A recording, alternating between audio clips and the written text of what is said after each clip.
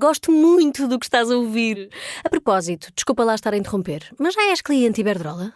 Como não? Então tens de ouvir antes isto. Quem fica na Iberdrola ganha mais. Descontos, vantagens, ofertas e só por aderir ganha 100 euros. Se a poupança e a energia verde também são música para os teus ouvidos, liga 800 500 500. Iberdrola. Ora.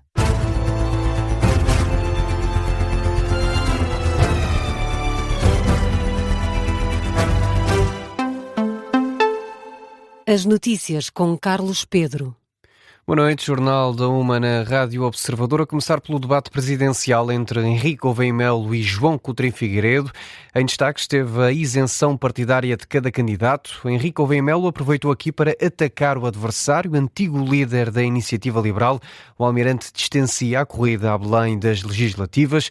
Diz que nas presidenciais os candidatos têm de ser mais abertos e volta a insistir na ideia de uma candidatura para além das forças políticas.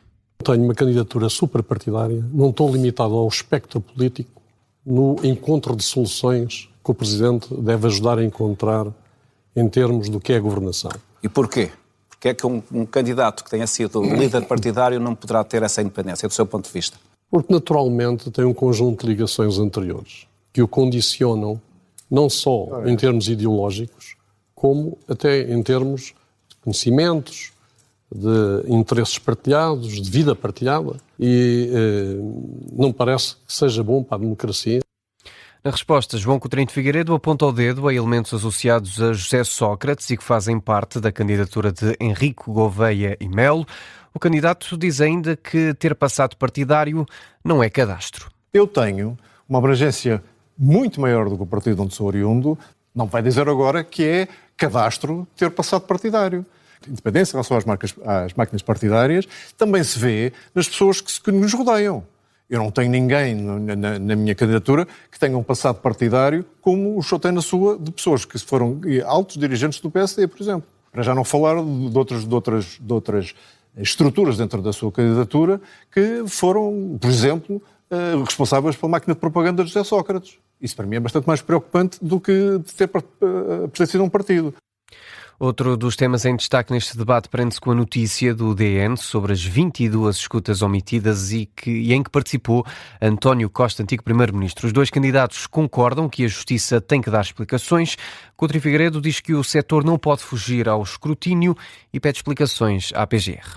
Porque neste caso estamos a falar do mais grave das omissões, que é uma escuta, e não sei se o tipo de vigilâncias ao Primeiro-Ministro, em conversas com outros arguidos, outros que acabaram por ser arguidos na população influencer, durante anos.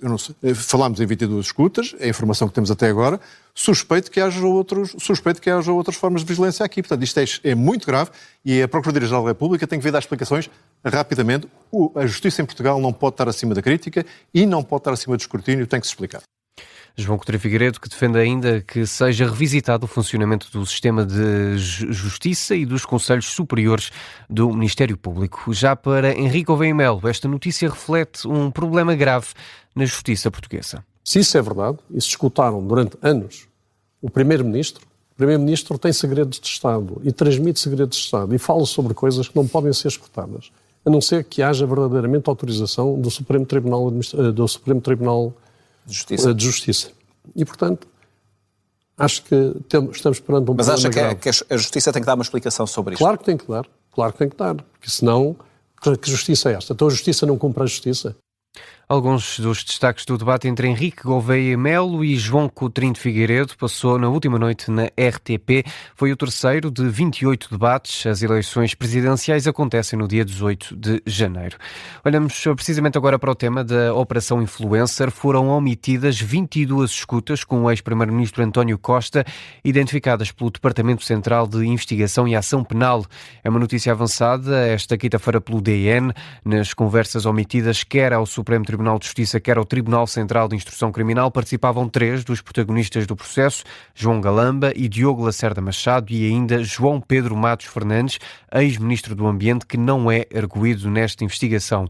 Algumas das conversas ocorreram há 5 anos. Para serem consideradas, deveriam ter sido comunicadas pela Procuradoria-Geral da República ao Presidente do Supremo Tribunal, o que não terá acontecido. As defesas foram esta quinta-feira notificadas de que o Tribunal de Instrução Criminal considera que, tendo em conta o tempo que decorreu, já não tem competências para agir. Ainda na Justiça, a Ordem dos Advogados arquivou a averiguação à Spinum Viva.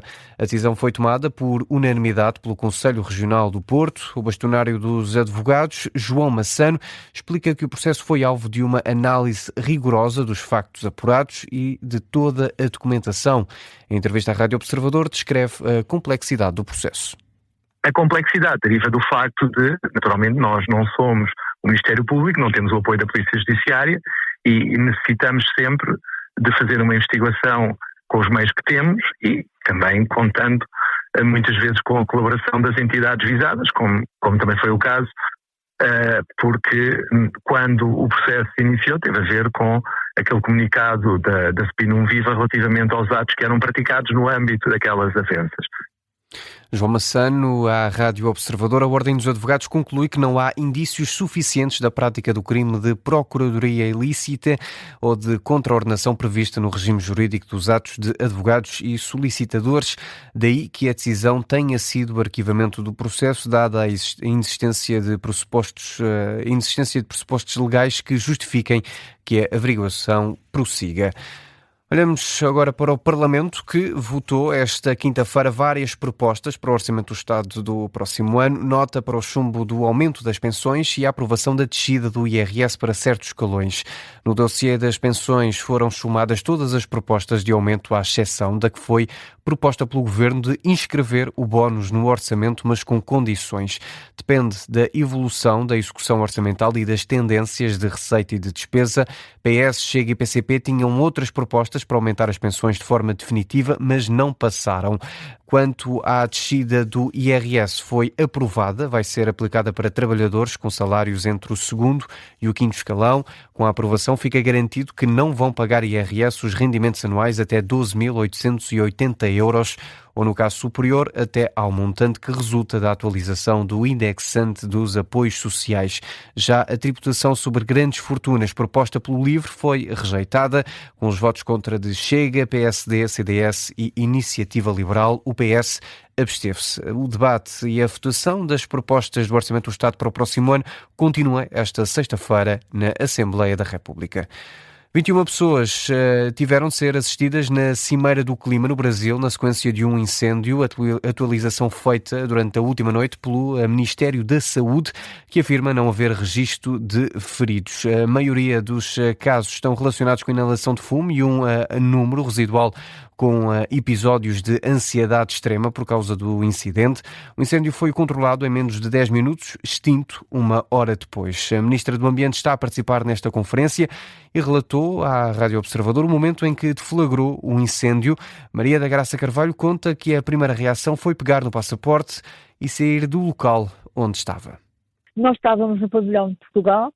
Foi muito, muito perto onde começou o incêndio, mas nós não chegámos a ver a chama porque eu e os outros colegas, imediatamente chamei a atenção que havia um cheiro a queimado e era importante sair porque tínhamos a noção do perigo que poderia ser. Portanto, assim que eu comecei a sentir o cheiro a materiais queimados, disse-lhes, peguem só nos passaportes e vamos correr para a porta. E foi isso que aconteceu. A Ministra do Ambiente, Maria da Graça Carvalho, que ressalvou ainda que o mais importante foi garantir a segurança de toda a comitiva portuguesa. Voltamos a falar de António Costa, que está muito confiante de que a União Europeia tenha já no próximo mês uma decisão relativamente às soluções apresentadas para a Ucrânia. A entrevista à CNN Portugal, gravada antes da polémica em torno da Operação Influencer voltar à tona, o presidente do Conselho Europeu falou sobre vários temas relacionados com a União Europeia. A guerra na Ucrânia e a busca pela paz foram os mais centrais. Na entrevista, Costa diz que a decisão de assegurar o financiamento da Ucrânia em outubro foi crucial e explica as possibilidades relativamente às soluções de paz apresentadas. Em outubro nós tomamos a decisão política fundamental, que foi a decisão política de assegurar o financiamento das necessidades da Ucrânia, inclusive as necessidades militares da Ucrânia, para os próximos 2 anos. Naquelas 3 propostas que foram apresentadas, se adotamos uma, a combinação de algumas delas ou a sequência. Mas portanto está confiante, depreendo das suas palavras que em dezembro teremos... Estou muito confiante que em dezembro teremos uma decisão final sobre esta matéria. Além da Ucrânia, outros temas foram discutidos nesta entrevista, como o alargamento dos Estados-membros na União Europeia.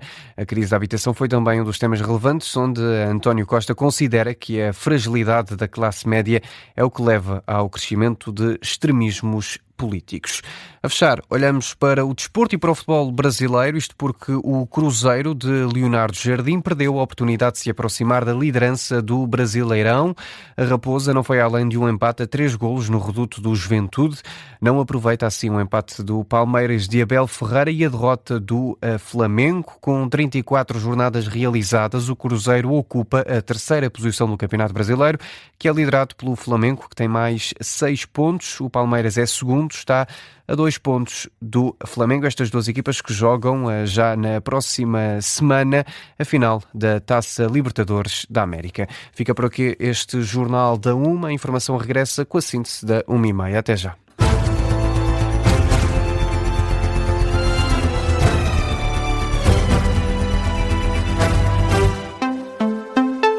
Gosto muito do que estás a ouvir. A propósito, desculpa lá estar a interromper, mas já és cliente Iberdrola? Como não? Então tens de ouvir antes isto. Quem fica na Iberdrola ganha mais. Descontos, vantagens, ofertas e só por aderir ganha 100 euros. Se a poupança e a energia verde também são música para os teus ouvidos, liga 800 500 500. Iberdrola.